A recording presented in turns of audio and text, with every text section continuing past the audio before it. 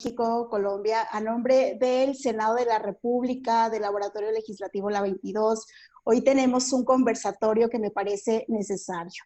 Quiero presentarles rápidamente a Sergio Fajardo Valderrama. Él es un referente en la política latinoamericana a partir de una gran gestión que hizo mucho eco a nivel global de la alcaldía de Medellín y después del gobierno de Antioquia. Con educación todo se puede, transformar el miedo en esperanza y entender que la corrupción se combate con muchas cosas, pero de la misma manera en cómo se combate a la delincuencia organizada, han sido uno de los statements o premisas que a Sergio le han caracterizado. Y en este tiempo de crisis, en donde tenemos a una economía y a una salud fracturada, frágil, en gran debilidad, una de las grandes preguntas que las y los jóvenes se hacen es si en realidad es la crisis la que ha marcado o hace visible todas nuestras desigualdades y problemas, o es más bien que, como lo han dicho algunos activistas de causas tan importantes como el cambio climático, por ejemplo, es la clase política o es la política o son las decisiones en la política las que nos han tenido permanentemente en estas crisis. Y pues aquí está Sergio Fajardo. ¿Cómo estás? Hola Indira, bien, bien, muchas gracias. Un saludo muy especial para ustedes en México, empezando por Monterrey, por supuesto, eh, en medio de mucho sufrimiento, porque hay mucha gente sufriendo, muchas personas están sufriendo en estos tiempos. Pues yo estoy bien, en un sitio muy especial, en paz, en medio de todo este agite, todo este mundo, reflexionando acerca de lo que viene, de lo que está pasando, en fin. Bien, pero bueno, y contento hoy de poder hablar contigo y de compartir. Sí, pues esa es una de las preguntas más inquietantes y sobre todo ahora por ejemplo, en América Latina tenemos cada vez más escándalos de corrupción. Tal parece que las redes sociales nos han entre ayudado y no, pero a ver un poquito más y profundizar sobre lo que está pasando en la vida pública de nuestros países. Hay incluso algunas críticas puntuales sobre el manejo de la propia crisis sanitaria que estamos viviendo. Y esta gran pregunta de sí, así como se habla de una nueva economía, de nuevos futuros, de nuevas normalidades, ¿será que para plantearnos algo nuevo tendríamos que entonces replantearnos la manera de hacer política o de entrar a hacer política? Mira, en los casos nuestros, te incluyo ahí, yo conocí a Indira que está cumpliendo años hoy, felicitaciones.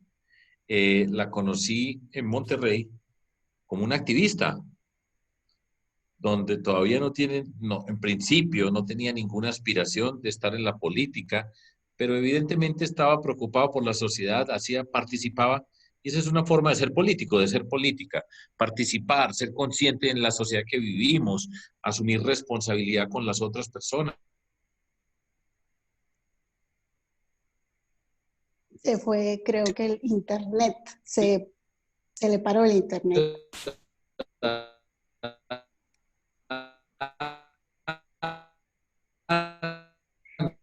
Creo que se cortó. Me parece que tenemos algún problema técnico y creo que es del lado de Sergio. Si es así, ¿alguien de mi equipo me puede confirmar?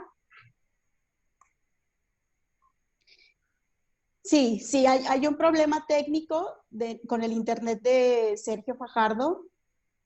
Ya están tratando de resolverle y ayudarle.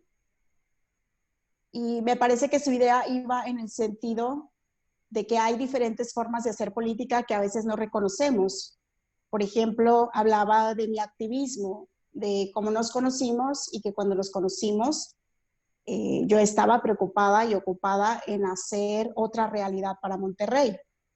En lo que él se conecta, les quiero comentar algo. Medellín y Monterrey se parecen mucho, como son las metropolitanas principalmente, están entre montañas, son capitales industriales, la clase económica empresarial habita en estas zonas y son ciudades espejo que en diferentes realidades y contextos han pasado por situaciones muy similares, principalmente la de inseguridad. En Monterrey y en Medellín se han vivido situaciones por décadas, no son nuevas, de excesiva violencia. Y Medellín afectada principalmente por el narcotráfico y la guerrilla. Monterrey asumiendo también esta situación de una guerra contra el narcotráfico y un frente abierto entre cárteles versus el Estado versus cárteles. Esto en décadas pasadas ha representado un reto colectivo muy importante y me parece que de ahí, de esas crisis, han nacido también estas generaciones de personas, y cuando hablo de generaciones, más que hablar de la edad, pensaría en estas inquietudes, quejas, coraje cívico, de entender cómo podemos cambiar las cosas. Porque para quienes hemos vivido una guerra, para quienes sabemos lo que significan las balaceras, los secuestros, las desapariciones forzadas, el estar encerrado, encerrada en casas que parecen cárceles y que le cedemos nuestro espacio público a quienes no deberían de estar, con esta impunidad, que además es una de las fórmulas, la corrupción, la impunidad, hacen violencias. Entonces, esta situación, esta circunstancia ha sido para estas dos ciudades, ha enfrentado a sus generaciones, a sus habitantes, a estos retos de cómo cambiar en medio de la crisis. Por eso se nos hacía fundamental que nuestro invitado, que es Sergio Fajardo, pudiera compartir, porque hacer política de por sí no es sencillo. En el imaginario de nuestros países en Latinoamérica es prácticamente sinónimo de desprecio, de no querer estar ahí. Muchas veces yo le he dicho abiertamente cuando hemos hablado sobre cómo nos crían nuestros padres y nuestras madres, y por ejemplo en mi caso, hija de dos científicos, pues a mí siempre se me dijo que en la política no, porque la política representaba lo peor que tenía un país, ¿no? O que tiene un país. Y lamentablemente ese es el imaginario que ha vendido, y que ha vendido muy bien para una clase política. Entonces, sí es relevante destacar que en la crisis casi todo mundo nos enfocamos a resolver los problemas más tangibles y evidentes. En el caso, por ejemplo, ahora de la crisis sanitaria, nos preocupan el número de ventiladores, el número de camas, los medicamentos, las pruebas, la atención médica de primera instancia. Nos preocupan muchas de esas cosas, en los temas económicos, el desempleo, los ingresos, ¿no? Pero, en definitiva, muy pocas veces nos enfocamos en política y a veces hasta le damos la vuelta. Pero ya llegó Sergio. Uf, bueno, esto es parte de este mundo digital. Yo Bueno, sé, no te preocupes. Ya los puse a todos y a todas en contexto de por qué Monterrey y Medellín han tenido circunstancias de crisis similares. muy Y tú bien. decías de la importancia de hacer política. Entonces, la decisión que tomamos nosotros hace unos años fue, después de descubrir algo muy simple, y es, los políticos son quienes toman las decisiones más importantes de nuestra sociedad, gústenos a nosotros o no nos guste. Hagamos lo que hagamos, digamos, los políticos terminan tomando las decisiones más importantes de la sociedad. Eso no quiere decir que las personas y organizaciones no tengan, pues, una influencia, pero después de todo, la supersíntesis, los políticos las toman. Y la decisión que tomamos hace ya más de 20 años y medio fue, pues nos podemos quedar toda la vida quejándonos, dando las fórmulas perfectas para hacer todo.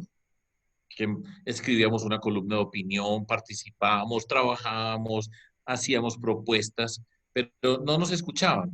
Hasta que dijimos, nos quedamos ahí, nos quejamos, o aquí estamos, dijimos, metámonos a la política, porque si no, no vamos a transformar el mundo o no vamos a hacer lo que quisiéramos hacer.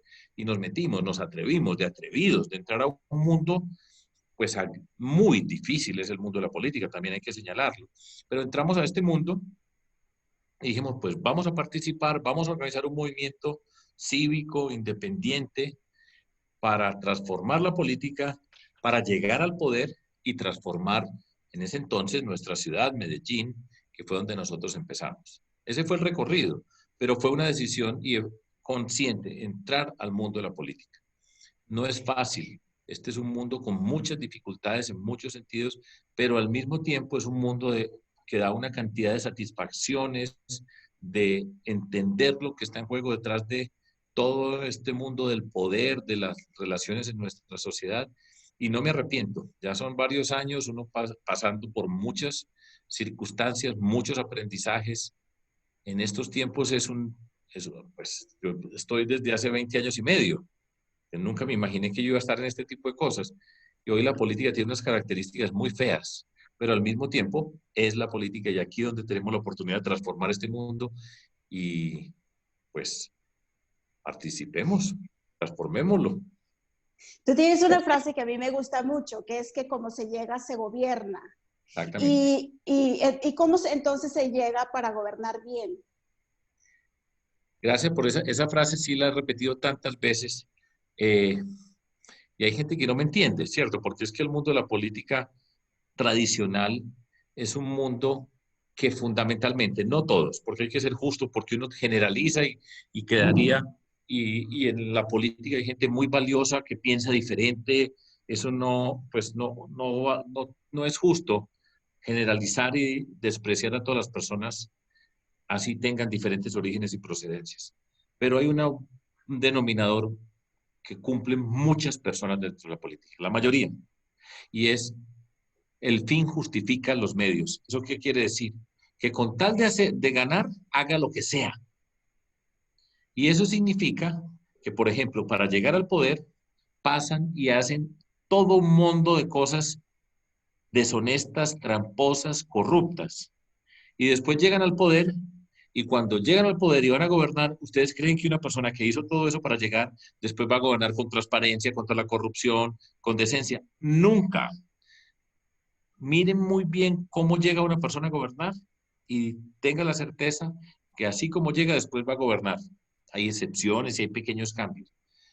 No me puedo meter en la política de México, porque quiero mucho a México. Yo trabajo en el TEC de Monterrey y quiero el TEC, quiero México, he conocido muchísimo, es un país, a mí cada que me preguntan, y es habitual, ¿dónde viviría si no fuera en Colombia? En México. Yo viviría en México, aparte después de cualquier consideración. Pero miren muy bien lo de la política en México. Eso es para mirarlo y entender lo que yo estoy diciendo. Entonces, esa expresión está asociada con la palabra el fin justifica los medios. Eso se traduce en haga lo que sea con tal de ganar y ya después veremos. Y la contraposición de esa expresión son los medios los que justifican el fin. Lo traduzco. Mire el camino que usted recorre para llegar a un objetivo. La calidad de ese camino que usted va recorriendo va a determinar la calidad del objetivo. Uno va paso por paso, se está acercando, va construyendo. Eso tiene que ver con liderazgo. Uno se fija un objetivo y tiene que trazar una ruta para llegar al lugar donde quiere llegar. Mire muy bien los pasos que está dando. Y en esos pasos uno va demostrando la calidad y la acción de lo que uno pretende hacer. Cada paso ya está transformando la sociedad. Cada volante, por ejemplo, nosotros repartimos volantes. Llevo todos estos años repartiendo volantes por todo Medellín inicialmente y ahora por todo Colombia. Estamos en una crisis que nos va a cambiar mucho la forma de hacer la política, de salir a la calle, entregarle un volante a una persona y darle la mano. Pero por todos lados, entregando volantes, construyendo paso por paso. Y si yo he siempre insistido, y cada volante que entregamos, ya estamos cambiando la sociedad. La forma como nos comportamos, la manera como hacemos la política, cómo explicamos, cómo actuamos, es un ejemplo y va siendo ya una transformación. De forma tal que cuando llegamos al poder, nosotros podemos gobernar. Una de las primeras condiciones es con transparencia. Y transparencia significa que todo lo que hacemos nosotros se vea. Y esa es la primera condición y más fundamental para luchar contra la corrupción, que yo creo que es el mal de nosotros en América Latina está asociado con la corrupción que hay en tantos lugares. Y esa corrupción tiene unas implicaciones muy grandes, lo que se roban, que se lo roban siempre a la gente que tiene las mayores necesidades, lo que significa la pérdida de confianza de las personas con las instituciones. Cuando no hay confianza, si la gente no cree en la justicia, no cree en las personas, entonces ¿cómo se transforma una sociedad sin confianza? Es imposible. Entonces, todo eso hace parte de lo que nosotros podemos hacer en la política, pero se necesita una nueva política, no con la política tramposa y ladrona que hemos visto en tantos lugares de América Latina. Aquí siempre me reconozco como latinoamericano, como colombiano, por supuesto, pero como latinoamericano, como un pueblo mestizo, con lo que somos nosotros. Eso pienso yo, Indira. Y hay algo que también podemos poner sobre la mesa, porque la gente está harta de la clase política. Y cuando a mí, por ejemplo, me preguntan qué es lo primero que se pierde, porque sí se pierde, en política se pierde, así como se gana, se pierde. ¿Qué es lo primero que se pierde cuando entras a un mundo tan estigmatizado y que además, pues como eres un espejo de la sociedad, o sea, la clase política es un espejo de la sociedad y para hacer esa nueva política hay que ir contracorriente, o más bien hay que hacer actos heroicos para poder hacer esto que tú dices, porque muchas de las personas que se cuestionan esto de y cómo hacerle, sobre todo en un mundo donde ya una carga de perder es la credibilidad y la confianza. Tú hace un rato lo decías, yo venía del activismo y venía de esta sociedad civil que tiene un coraje cívico y que lo mantiene, y en el momento de entrar a política, pues parte de lo que yo perdí fue esa credibilidad y esa confianza de lo espontáneo, de lo genuino, y que tienes que construir de cero en una sociedad que tampoco ha tenido, y aquí me refiero a Antanas Mockus, que yo sé que es tu inspiración también, que tampoco se ha autoeducado para esa transparencia, para esa conducta anticorrupción o para pues hacer de nuevo las cosas o mejor las cosas.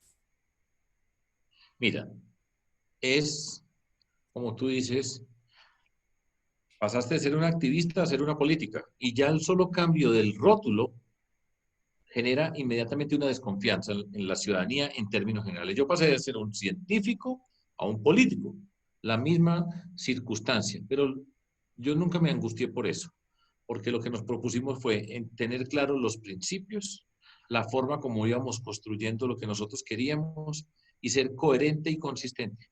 Manténgase, no se deje desviar, no mire para los lados, no caigan las provocaciones, sino manténgase coherente, que significa que cada paso que yo voy dando no me contradigo con lo que dice anteriormente. Y consistente es mantenga los principios, siempre mantenga los principios. En caso de duda, siempre usted va a tener los principios. Y uno en este camino siempre enfrenta obstáculos y tiene que ir a resolver los obstáculos. Y lo primero que tiene que mirar es mire sus principios, no viole sus principios. Siempre le aparece algo o alguien que le dice, haga esto y se resuelve el problema, pero significa violar los principios, no lo haga.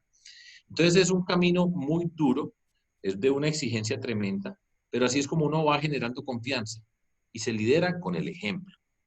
Entonces, entre otras cosas, hay que tener disciplina, persistir, mantenerse, irse transformando uno. Yo me he venido transformando, soy muy distinto al que era hace 20 años cuando empecé a repartir unos volantes en Medellín, en mi ciudad. Pero hay que mantener la ruta y ser consciente de todo eso. Ahora, en este mundo, pues parte de la competencia política, cuando uno tiene una riqueza que es la confianza, los enemigos, los contradictores, lo que quieren hacer es que la gente no confíe en usted. Y ahí es donde empiezan mentiras. Ríase usted la cantidad de mentiras, fake news, agresiones, trampas que se despliegan en contra suya porque saben que tiene una riqueza.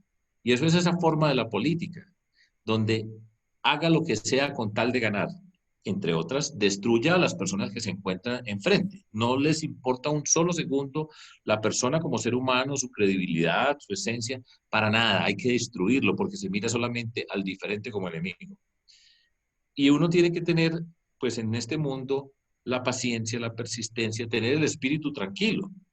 Y no es tan sencillo. Cuando usted ve una cantidad de agresiones, los insultos falsos, ¿sí? Y usted siente que están afectando su honestidad, su dignidad, expuesto públicamente la riqueza que uno ha tenido, es difícil. Pero bueno, para eso uno tiene que tener el espíritu tranquilo, aprender a transformarse, a tener serenidad, a ser cada vez más sabio. Yo ya estoy más grande, mucho más grande, he aprendido mucho, por supuesto. Pero ese es este mundo. Pero después de todo, con todo lo que significa, eh, yo creo que vale la pena, es necesario que participemos, que aprendemos, transformémonos y se pueden hacer cosas maravillosas desde el mundo de la política. Yo estoy convencido de eso, pues aquí sigo, ya hay gente que me dice, pero ¿para qué? ¿Para qué se mete más en esto? Ya fue alcalde, fue gobernador, ¿por qué tiene que ser presidente? Y yo, no, pues una convicción con la gente que estamos trabajando para construir lo que vamos a construir, porque nosotros nos metimos no por charlar.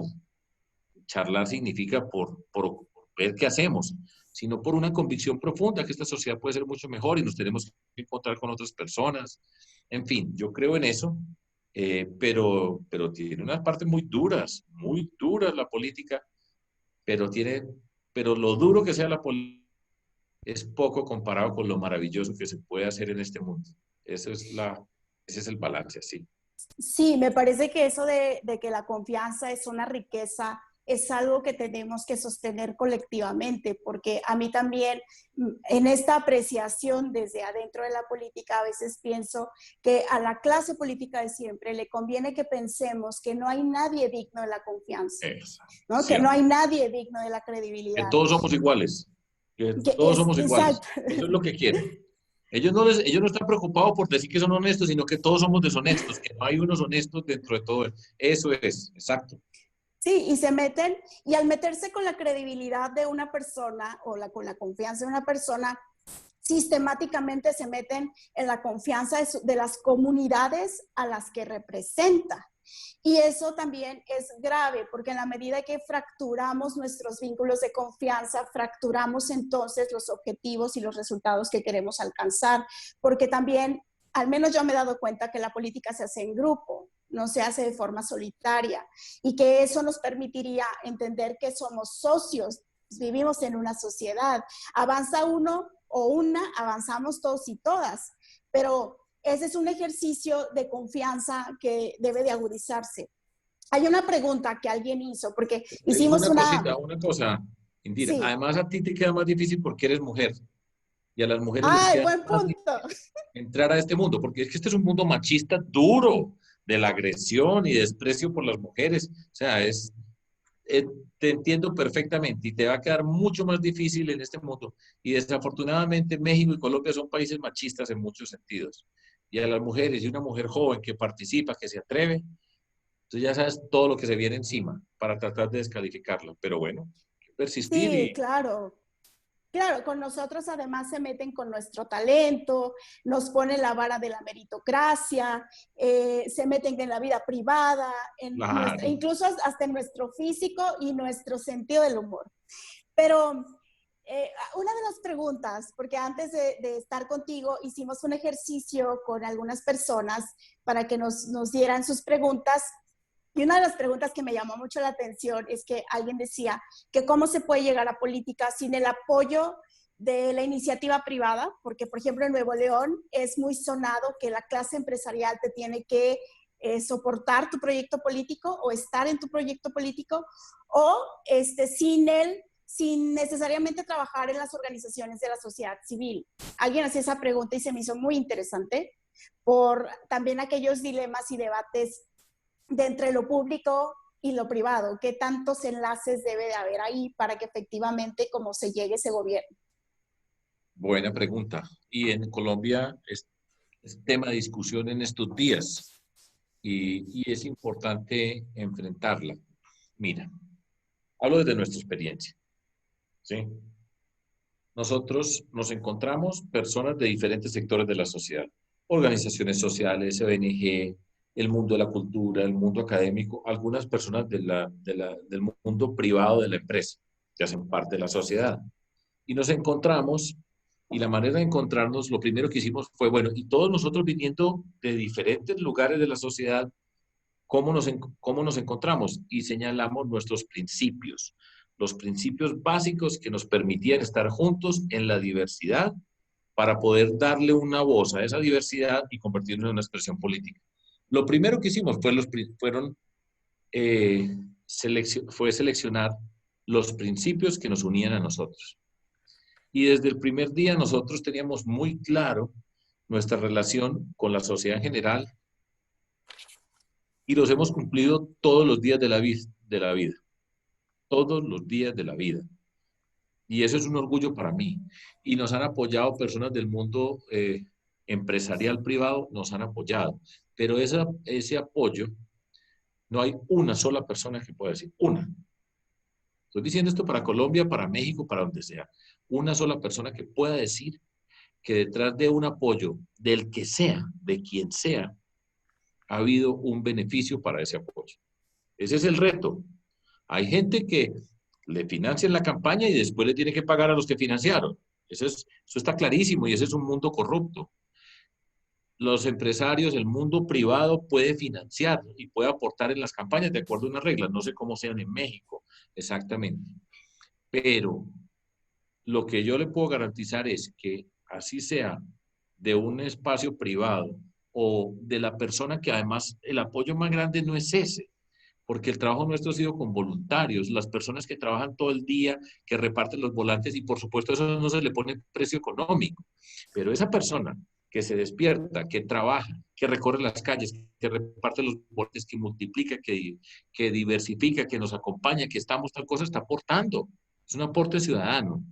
Entonces, ese aporte ciudadano, pero es infinitamente mayor que el de económico de una persona que aporte, que tenga unos recursos, o de un empresario que tiene más recursos que el ciudadano común y corriente. Y eso hace parte de la democracia y hay que tenerlo con toda la transparencia. Hay muchas discusiones acerca de cómo se puede financiar la política, que sea el Estado el que financie, que a mí me parece muy bien, pero en todo esto ha habido mucha trampa, porque ponen unas reglas y el Estado financia, pero después entra plata por todos los lados, escondidas en cajas, plata que no se reporta, lana, como dicen ustedes, que no se reportan los informes. O sea, hay un mundo tramposo detrás de todo esto. Nosotros necesitamos es la transparencia, los principios para poder discutir este tipo de cosas. Entonces, así es como lo veo yo, así nosotros todo peso que hemos recibido está registrado, no hay nadie que pueda decir que entró una caja llena de billetes que nadie vio y que se utilizaron, no hay uno. Estoy diciendo una persona.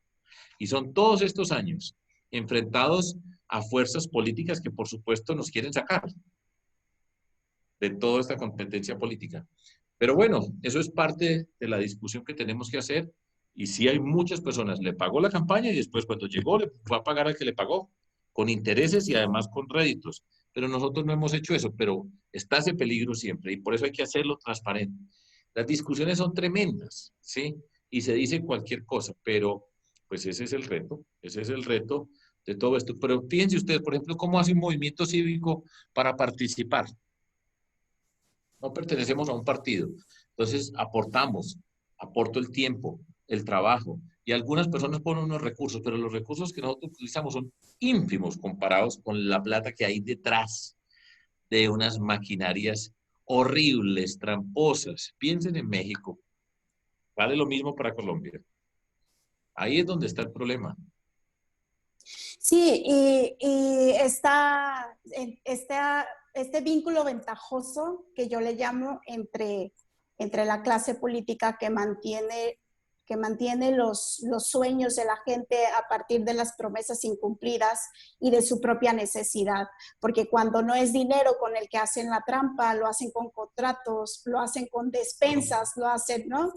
Y es un círculo vicioso que tendríamos que romper. Ahora tú hablas de un movimiento cívico, de esas convicciones y de esos principios. ¿Qué pasa? Porque tú y la gente que además tenemos también otros referentes que te han acompañado durante todo este tiempo, cuando entran con esta figura que en Colombia ya se ha trabajado mucho desde esta apuesta democrática por tener una figura de candidaturas independientes, pero también hay preguntas alrededor de eso. El futuro de los partidos políticos como parte de nuestra representatividad, ¿tiene o no tiene? ¿Están en declive? ¿Qué podríamos esperar ante estas nuevas figuras de independencia? Y bueno, pues cuál sería también una decisión asertiva respecto a pensar si se puede hacer política al interior de la vida de los partidos o fuera de ella, como en las candidaturas independientes. Y pues, por supuesto, yo creo que se puede hacer y se debe hacer y se necesita hacer por fuera de los partidos políticos tradicionales. Esto es una generalización de nuevo y en cada uno de esos partidos hay gente importante, valiosa. O sea, yo quiero reiterar eso porque eh, para ser justos, pues, y razonables en lo que nosotros estamos diciendo, los partidos políticos tradicionales, voy a hablar desde Colombia, ¿sí? Están mandados a recoger en términos generales. No tienen unas propuestas, no entendieron los cambios que se están dando, los que se han dado y los que se están dando en la sociedad, y hacen parte de un pasado en las formas de la política, en los temas de la política, y en general no han entendido esta sociedad. Y lo que va pasando en Colombia es que cada día hay más expresiones cívicas, alternativas, dentro de todo tipo de cosas, que va entrando y va ocupando los espacios de la política. Y, por ejemplo, yo insisto que en el año 2022, que es cuando tenemos las próximas elecciones presidenciales en Colombia y para el Congreso, por primera vez en la historia de nuestro país va a haber un movimiento político alternativo que va a gobernar en Colombia en 200 años, ¿sí? Y además, en el 2022 va a terminarse un capítulo de la historia política de Colombia de este siglo que ha girado alrededor de la figura del expresidente Álvaro Uribe y sus seguidores, quienes han gobernado el país. Todos los presidentes han sido elegidos en función del proyecto político de ellos. Y eso va a cambiar por un alternativo. Eso es lo que yo creo, por supuesto. Creo y quiero dentro de todo eso. Entonces, yo creo que sí se puede hacer política por fuera. Ahora, se requiere organización. Eso, eso es difícil, ¿cierto? Porque, y entonces uno mantener el sentido de la organización, pero el espíritu cívico. Y por eso son importantes los principios, la forma de relacionarse con los otros. Y es complejo, pero pues yo creo que a partir de experiencias, de pasos que hemos dado, que hemos construido, va encontrándose un espacio donde hay nuevas formas de organización política, se puede llamar un partido político, pero está por fuera de esa estructura política tradicional que tiene unas formas, que tiene unos principios y que ha gobernado de una manera. Entonces, el alternativo está por fuera y hay formas de organizarse. En Colombia, pues hay unos partidos políticos alternativos por fuera de ese mundo tradicional y yo creo que son necesarios y nos tenemos que encontrar que es un lío. Nosotros somos un movimiento cívico y seguimos siendo un movimiento cívico, pero tenemos muchas desventajas en el mundo de la política, pues, financiación para hacer los esfuerzos de organización, etcétera. Pero yo no tengo la menor duda de que la estructura de los partidos políticos tradicionales quedó obsoleta y con las excepciones que ya he señalado, el mundo está por otro camino y además, después de esta pandemia, nosotros tenemos que estar mirando este mundo desde otra perspectiva, si va a haber muchos cambios que estarán en la política. Y tiene que ser una forma alternativa de entender la sociedad del mundo para poder construir algo diferente. Ese espíritu cívico, Sergio, ¿de qué causas va a echar mano? Porque en estos cambios y en esta pandemia, que a mí me parece que al menos lo que vemos en México es que ha hecho más visible las desigualdades, la falta de oportunidades, las desventajas que tienen algunas poblaciones que están pues en mayores o en menores, perdón, circunstancias de poder tener pisos parejos de derechos. Entonces, a veces pienso que también hay que marcar los sueños colectivos. ¿Cuáles son las causas que como latinoamericanos podríamos retomar o nos replantearíamos y que son significativas para los cambios que vienen? Pues sí, en el planeta, pues nos desnudó. Esta pandemia nos desnudó. Y por supuesto, en América Latina, en México, en Colombia y en toda América Latina, estamos desnudos.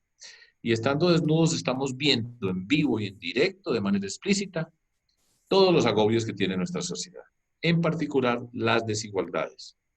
Y dentro de ese mundo de las desigualdades, que son multitud de desigualdades, por supuesto la de los ingresos, que tiene que ver con la formalidad y la informalidad, la, los millones de personas que viven en la pobreza, donde la vida son 24 horas. Trabajo hoy para comer esta noche y para poder trabajar mañana para volver a comer. O sea, es una vida que dura 24 horas todos los días.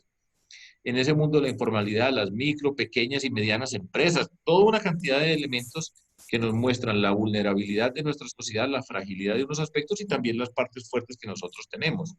Pero es una sociedad profundamente desigual. Y el sentido de todo esto es que lo estamos viendo. Porque antes uno podía discutir acerca de las desigualdades y hay gente que no las ve, no se podía, pero ahí están. Y tienen que ver con la vida diaria de todas las personas, no es que sean unos y otros. Y ahí hemos visto lo que significan los privilegios que tenemos en nuestra sociedad. Eso está claro. Y entonces ahora, pues la respuesta es, y si estamos viendo esto, ¿cuál va a ser la política? Y señalo alrededor del tema de jóvenes, que es una categoría bien especial en medio de todo esto, unos puntos que yo siempre repito acá en Colombia y, y hace parte pues de la confrontación política y esto.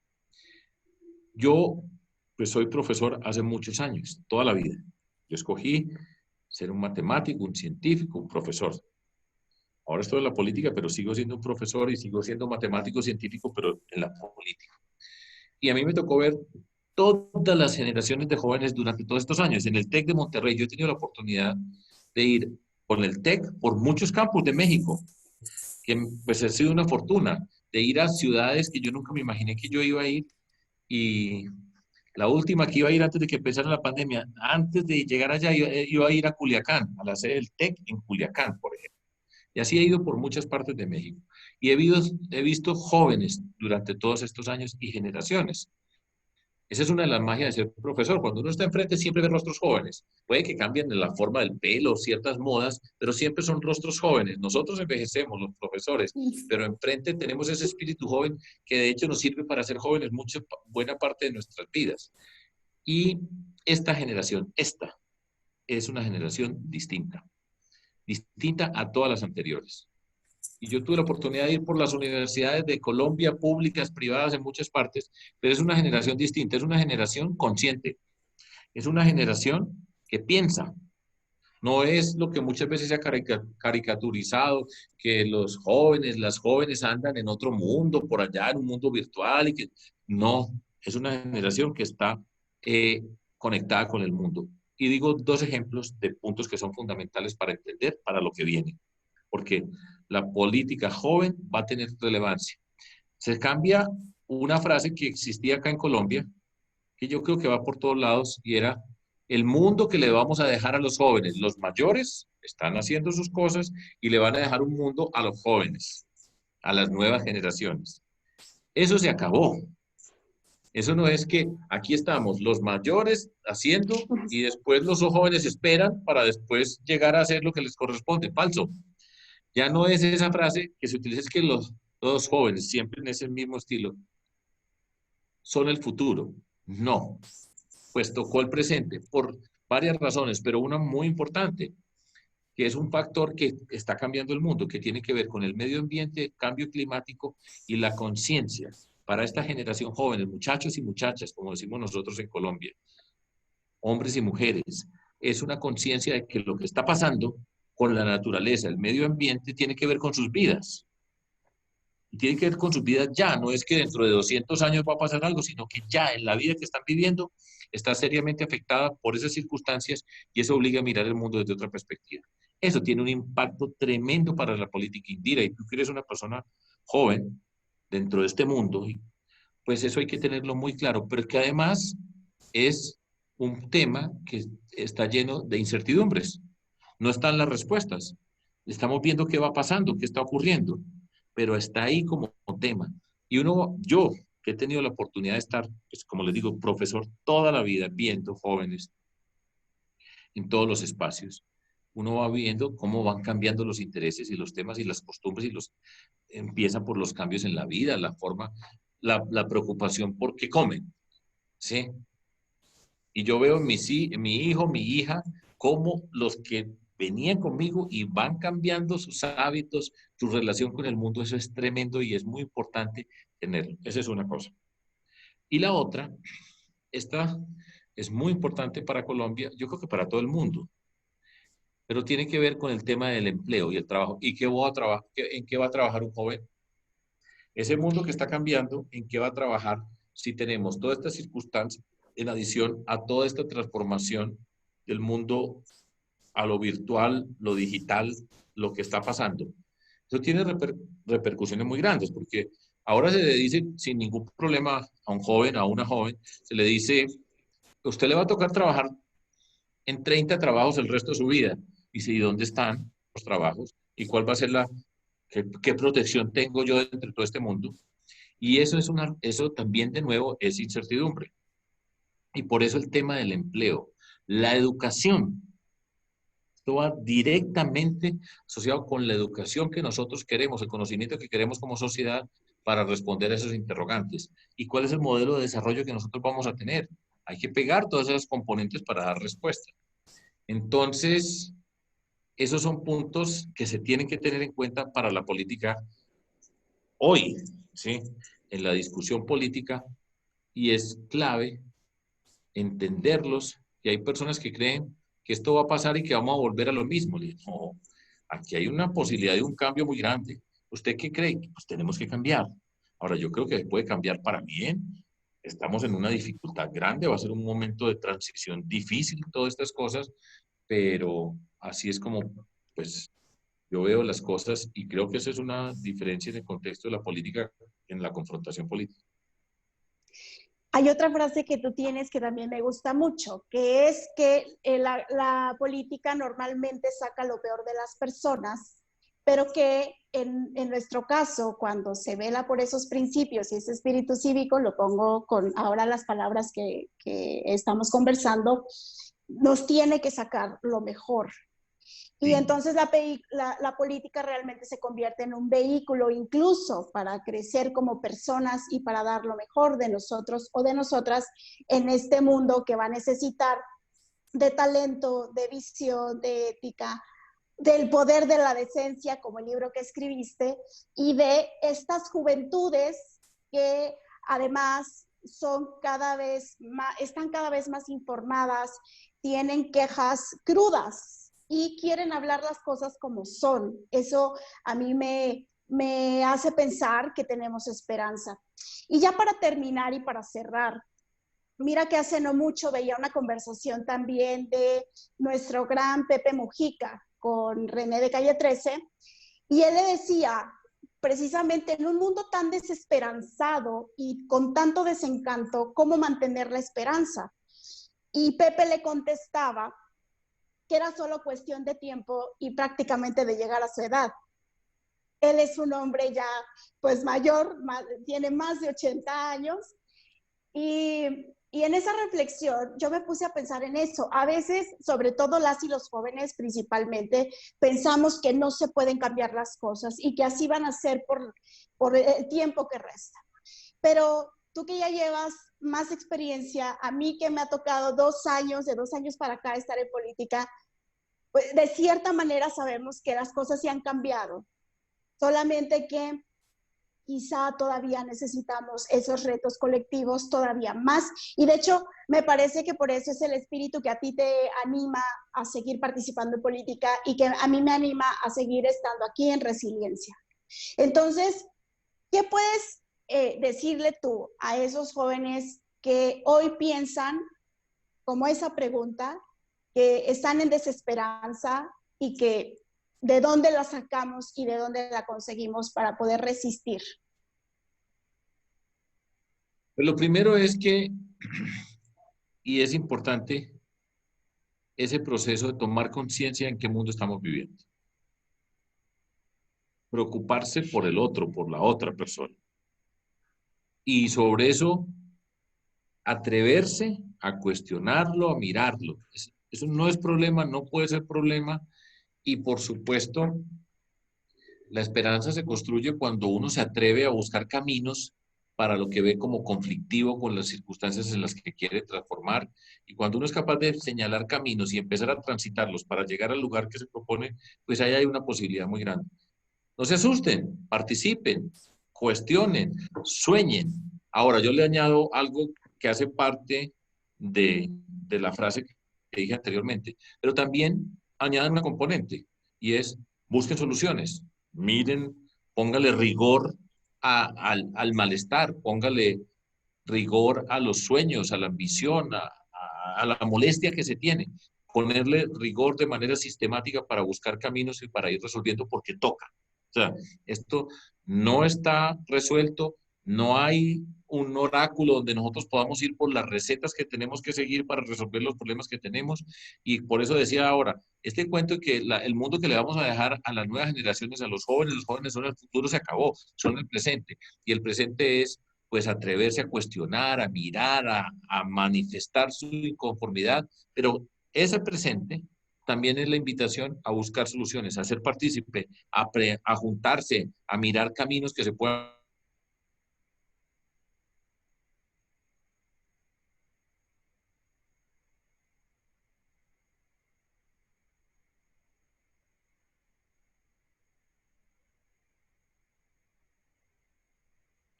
Muy Y eso bien. es, no dejen de soñar, nunca dejen de soñar y atreverse. Y este mundo hay que cambiarlo, es bien, vale la pena. Y póngale una Pues componente adicional. Eso. decía nuestro gran amigo Fernando Máez, a mí sí me toca. Y se trata de asumir esa corresponsabilidad de que nos toca aquí y ahora en este contexto en el que estamos y en el que estamos viviendo. Yo te agradezco muchísimo, muchísimo por haber estado esta mañana con nosotros, con nosotras desde México. Agradezco también todo el apoyo del Senado de la República, de nuestro laboratorio legislativo, la 22. Y ya saben que si quieren volver a escuchar esta charla, les vamos a dejar completo el video aquí, pero también lo vamos a subir en un podcast y vamos a estar difundiendo algunas de las frases más importantes que nos ayuden a iniciar estas conversaciones, esta reflexión y sobre todo el atrevernos, el soñar y el participar, porque no le podemos dejar la vida pública de ningún país, de ningún espacio a los mismos de siempre. Te agradezco. ¿De acuerdo? Te Feliz queremos cumpleaños, mucho. atrévanse. Igualmente, cuiden a ese México tan lindo, ese país tan extraordinario. Y adelante, participen, métanse, atrévanse, sueñen, enfrenten, construyan. Chao. Muchísimas gracias, Sergio. Te Adiós, suerte. queremos. Bye.